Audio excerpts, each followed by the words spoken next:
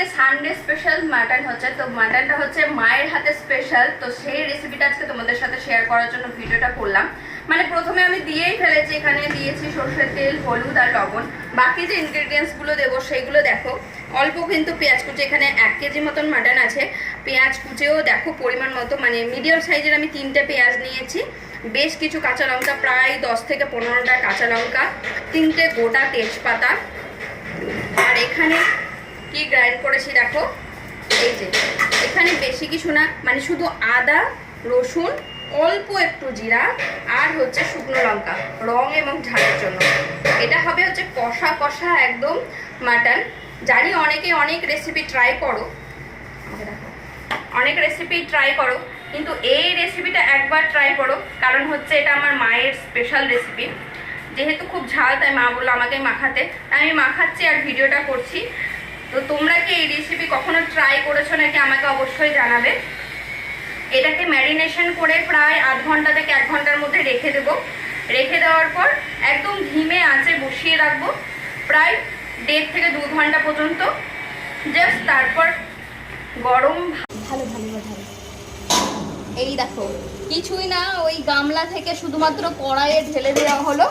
মানে হচ্ছে প্রথমে আমি মাটনটাকে ভালো করে চটকে চটকে মাখলাম ম্যারিনেশনের সময়, যাতে করে পুরো মশলাটা মাটনের মধ্যে ঢুকে যায়, একদম জুসি হবে পুরো 1.5 ঘন্টা ধরে, যেহেতু এটা ম্যারিনেট করা ছিল। তো তারপরে নামানোর সময় শুধুমাত্র গরম মশলা, তাতে কি থাকবে, শুধু এলাচ, লবঙ্গ আর দারচিনি, বাস এইটুকুই ফ্লেভার।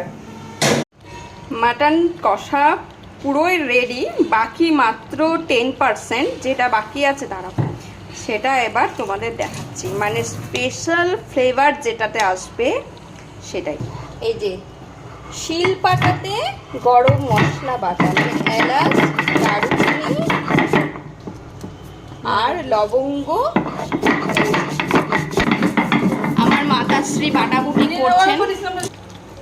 রেডি গরম মশলা চলে যাচ্ছে পুরো কষা মটনের ওপর। ওয়াও, যা সুন্দর সেন্টটা বেরিয়েছে না, মানে সিরিয়াসলি জাস্ট।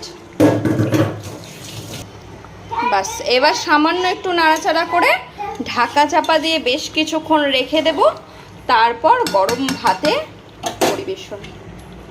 ফাইনালি রেডি হয়ে গেল শিলপাটায় গরম মশলা দিয়ে মাটন কষা।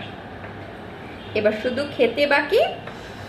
আমার তো গন্ধেই জিভে জল চলে এসেছে। দেখো তো কেমন হয়েছে।